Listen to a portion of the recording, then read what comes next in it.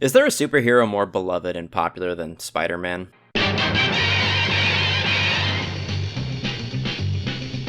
Since its inception, the old webhead here has grown massively popular all throughout the world over, and all through multiple generations of people as well.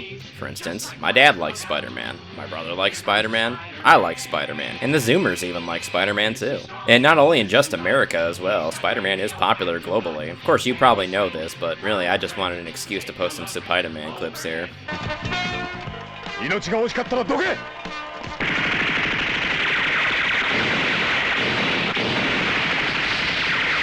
Hell, might as well toss in some Turkish Spider-Man too. Along with his comic book successes, Spider-Man has also been blessed with all sorts of awesome toys, TV shows, and most relevant to this channel, of course, video games. Have I done that intro before? Absolutely. Recently, Spider-Man was blessed with a pretty good PlayStation 4/5 title simply called Spider-Man. But instead of looking at that one, let's instead go back 3 or 4 PlayStations to the PlayStation 1, which also had a Spider-Man video game, simply titled Spider-Man. This particular title was a huge nostalgia game for me, it being one of, and honestly still my favorite Spider-Man game. It served as a perfect foil to that radical 90s television show, as well as the Spider-Man Cartoon Maker, a PC game that I really enjoyed for obvious reasons.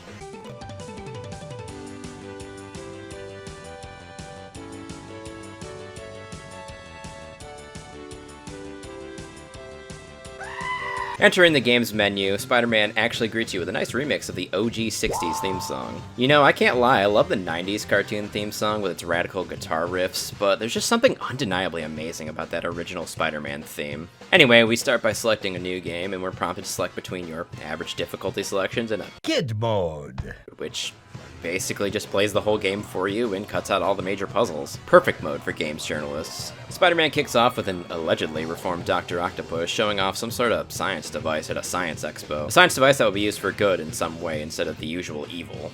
In attendance, of course, is one mild-mannered Peter Parker due to his interest in the sciences, and the always agitated Eddie Brock, there to secure photos for the Daily Bugle. But uh-oh, what's this? Spider-Man is busting up the venue's security and stealing the science machine too? Well, I guess J. Jonah Jameson was right the whole time. Spider-Man really is a menace. Just a moment though, Peter Parker is in the crowd. This Spider-Man can't be the real Spider-Man. To try to stop this faker, Peter attempts to slip out of the presentation, briefly bumping into Eddie Brock before slipping away from the panicking masses. During the melee, Brock eagerly snaps pictures of the imposter Spider-Man, knowing that JJ will pay top dollar for anything that can prove his delusions about him. But the faker snatches up Eddie's camera and instantly destroys it, upsetting Brock enough to allow the symbiote Venom to overtake him. After this, we cut to some shadowy figures in a secret base somewhere. Shadowy figures that serve as the main antagonists for this game, and are definitely not easily identifiable at all. These two unleash a noxious fart gas cloud in New York, not really affecting the smell of the city, but spelling trouble for the Big Apple regardless.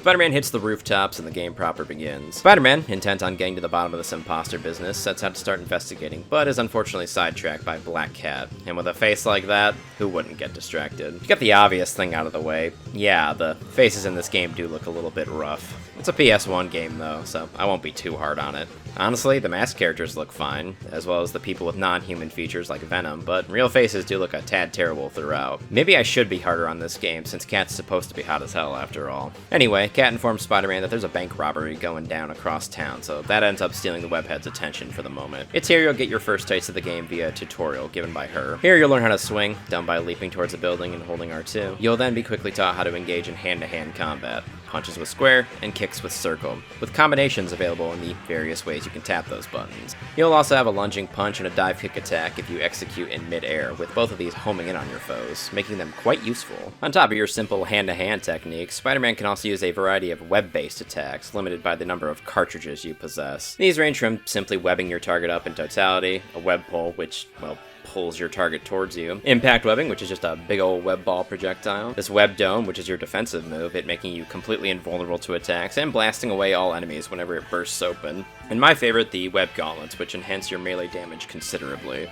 In addition to health and web cartridges, you can also pick up the old spider armor, which gives you another entire life bar to work with. You'll follow your Spidey compass to the bank robbery in progress, just in time to see the robbers shoot down a police helicopter. These guys clearly mean business, and you can tell because they're all doing their best Sam Fisher cosplays. It's here I also learned that Spider-Man does not approve of my naughty language usage.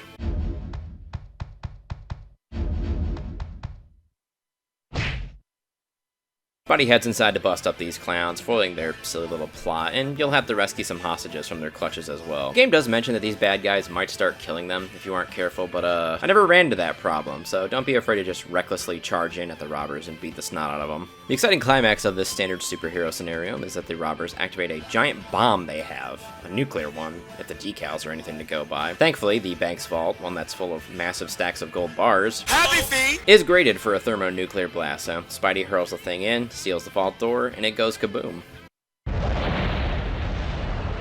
Spidey webs up the bad guys and departs, leaving them for the cops to pick up. Later on, Spider-Man gives a call to J. Jonah Jameson to let him know that he has some choice shots from that bank robbery from earlier, but uh-oh, the Scorpion is out for JJ's blood, and he needs Peter to call the cops. Spidey quickly zips into action. Here you'll have to race to the Bugle as fast as you can, this convenient bar up here letting you know just how close Scorpion is to murdering JJ. Let me take just a moment to talk about the web swinging in this game. How it seems to work is when you leap towards a building, wall, or object of any kind, you seem to be magnetized to the closest piece of the geometry. This works fine for more open segments like when you're swinging through New York, but suffice to say in tighter quarters it can be a little awkward to handle. Additionally, with one simple button press, you can zip straight to the ceiling on top of being able to zip to locations using a first-person perspective. You can also use this FPS mode to shoot levers that you need to hit to advance in certain areas.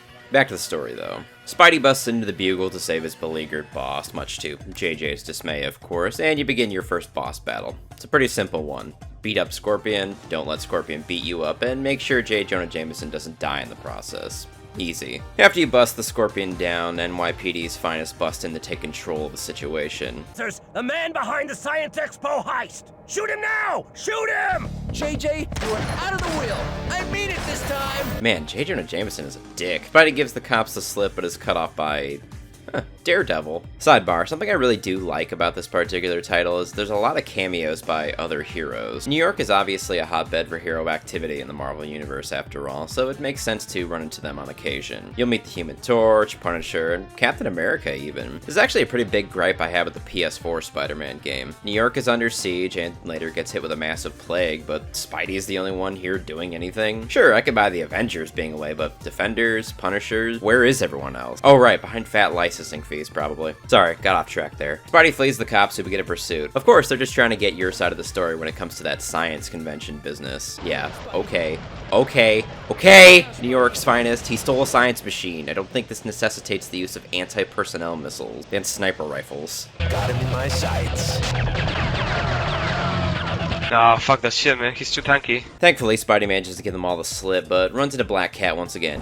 One more step and it's a load of web fluid sticking you to that wall. Well, it's not the most romantic proposition I've ever had. And who has more bad news? Venom is currently ranting on TV about Spider-Man. Venom also reveals that he's kidnapped Mary Jane, giving her 24 hours to live unless Spider-Man gives himself up. Rhino is also on a rampage downtown. Here it's also confirmed that Spider-Man is married to Mary Jane.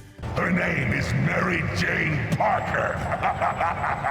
Joe Quesada is spinning in his fucking grave and he's not even dead yet. Cat offers to take on Rhino while Spidey goes to deal with Venom, but Peter thinks better of that and opts to take old Rhino first before heading off to deal with Venom. Spidey and Cat hit the scene to take down Rhino. There's one question. Where's Rhino? Well, she's dead. Boss fight 2 begins promptly. Rhino is pretty easily defeated by simply making him charge into the various conductors and explosive barrels that are just laying in this area for some reason. Stepbrother, help! After this, Spidey sees Dr. Octopus picking up Rhino, and he promptly changes into a civvy so he can investigate what happened to Black Cat. She's currently being picked up by some paramedics, who she attempts to warn Peter are not actually paramedics. This becomes even more obvious when you see their silhouettes. Ooh, I wonder who they are. Unable to aid her, Peter turns his attention to Venom, who by this point is still ranting and raving on the big screen TV in New York, but unfortunately Parker's spider sense is completely unable to detect Venom. After a brief foreshadowing conversation with the Human Torch though, Knowing your luck, Venom will find you. Venom decides to drop in. Hey, wanna race? Parker hates it when I get the drop on him. I hate it when he gets the drop on me. Let me talk about the best part of this game now. Spider-Man PS1 has an absolutely stellar voice cast. The VAs are plucked mostly from the 90s Spider-Man animated series on top of Spider-Man Unlimited, another fairly well-liked cartoon. Doing the voice of Spider-Man is Reno Romano, who you perhaps know better as Luis Sierra from Resident Evil 4. Little rough, don't you think? Honestly, he does a great Spider-Man. It is actually one of my favorite Spider-Man of all time, right up there with Josh Keaton and Tobey Maguire. Also, a huge standout is Darren Norris. Yes, that Darren Norris, as Venom, who to this day is still my favorite Venom voice actor. The inflections and comedy are actually just so perfect. They get me every time in this game. Get out of my way, nerd! Yeah, look out, lady! Oh my goodness! Oh, sorry, lady. Didn't see a thing. It might also help that a ton of this game is very zany and classic comic booky for sure. Less serious and very fun, which honestly at this point is such a relief for comic book properties in today's age of uber serious stuff. Another delightful bit of the game's voiceover is the man himself, Stan Lee, providing very jaunty pre-level mission narration. Uh-oh, Spidey. Scorpions had it out for old J. Jonah Jameson from day one, blaming Jameson for being stuck in his scorpion suit. Spidey had better get there quickly, or JJJ may end up in the obituaries of his own paper. Honestly, it's just nice to hear his voice again. You chase Venom into a back alley and do battle with him. Where'd Spider-Wuss go? Spider-Wuss! Come out and play! Tag! Before he flees into the sewers, where you encounter the third generic enemy type in this game, Lizard Men. Leftover experiments via Kirk Connors. No relation to me, I promise. You know, for the longest time, I thought it was really weird there were Lizard Men in the sewers, but there was no Kirk Connors. Even weirder, he had a full motto in the bio section of the game. Strange, right? Well, it turns out he is in the game, but he's just totally missable. I feel foolish for sure. Also, if you play on kid mode, he's just not even there, period. I would like to add here that Spider-Man apparently cannot swim. Makes sense. Honestly though, I wish there were some more instant death animations like this, since they honestly cracked me up whenever I saw them.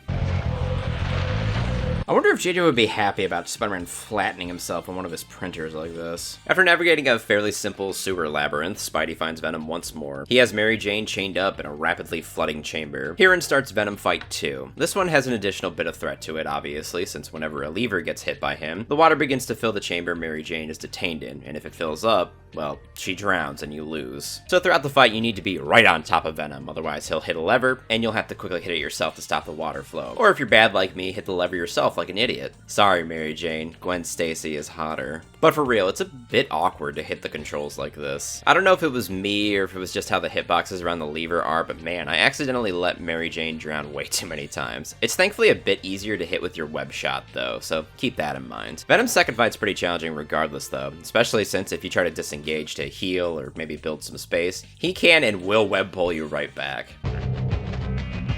Not so fast. The first time this happened, it actually scared the shit out of me, I can't lie. After you clobber Venom again though, he gets it through his thick skull that the Spider-Man on stage was an imposter, and from here on, Spidey and his old nemesis team up to get to the bottom of all this. After some deliberation on the topic, the two head to the Daily Bugle to access the database there to continue their investigation. To, surf the web, as it were.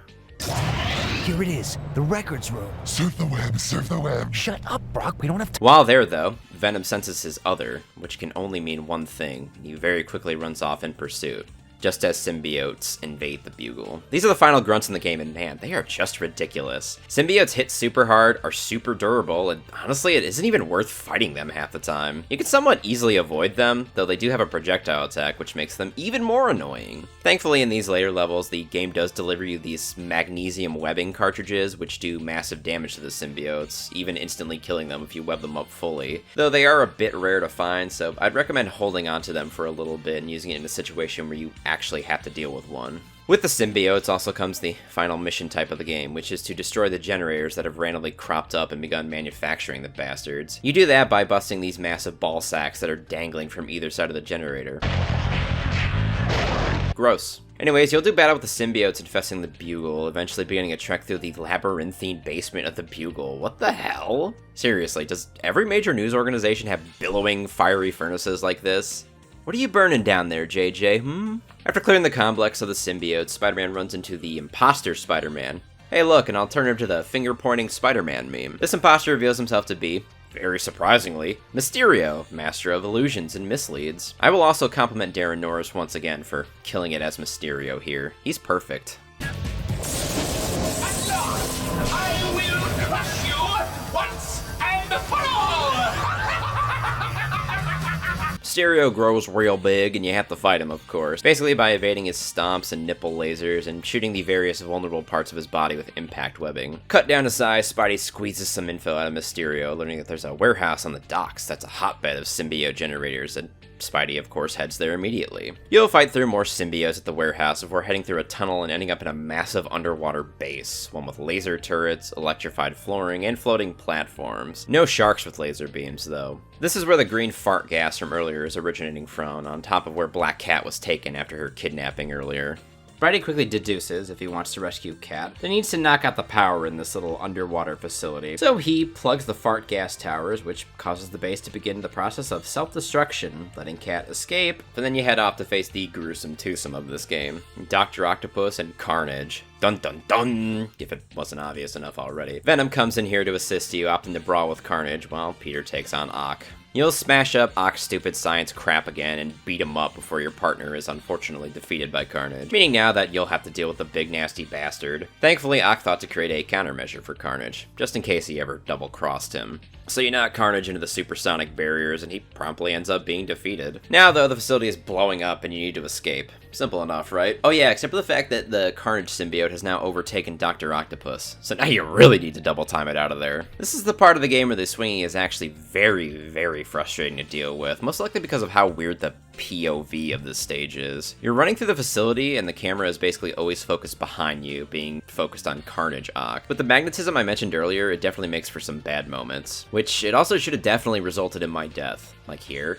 and here for instance. But I didn't die for some reason, so hey, we take those. Spidey reaches an exit and is thankfully picked up by Venom, Cat, and Captain America too. The crisis solved, Spidey decides to relax with a nice game of Go Fish with the boys. Punisher, do you have any threes? Go fish! Meanwhile, all the villains you took down are rotting in jail. Hey, wait! So, I'm a rhino, you're a scorpion, and he's an octopus. What's a Mysterio?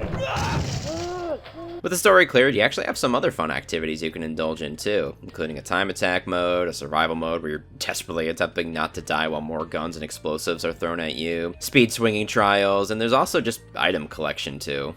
That's fun. There's a practice range which features a few fun cameos from other Marvel characters. Listen, I know all these extra things sound really lame, but trust me, in this day and age, they would charge you $20 for all this bullshit. Speaking of items, there's also a few different kinds of collectibles in the game as well, including classic comic book covers, bios of the various characters, both in-game and not, which all feature flavor text narrated by Stan Lee, and most importantly, unlockable costumes for use in the main game. Some of which do give you fun bonuses, like unlimited webbing with the symbiote costume, or the God mode given to you by the Captain Universe costume, or ones that limit your web cartridges for a more challenging experience if you feel so inclined. All in all, a good bit of content to try to unlock, or you can just use this convenient cheat code. These collectibles are scattered throughout the game as pickups to find, if you really want to do that. But now, like all good videos, this one must come to an end, and so I must give my final thoughts now. Spider-Man for the PS1 is a massive nostalgia title for me, and one that I had a blast playing again for sure. However, I won't let that blind me to its shortcomings. The combat and swing controls, while definitely serviceable, can definitely hamstring your enjoyment with this title for sure. Counter to that, however, the game's lighthearted tone, absolutely stellar voice acting, and just honestly overall fun experience makes it a title worth checking out today, in spite of the frustrations. Definitely give this one a go if you're looking for a fun Spider-Man game. Anywho, though, as always, my friends, I be HadesManticore, and this here channel do be CityStateManticore. Thanks a ton for watching, of course. Do leave a like and be sure to subscribe since, as always, there's more content to come.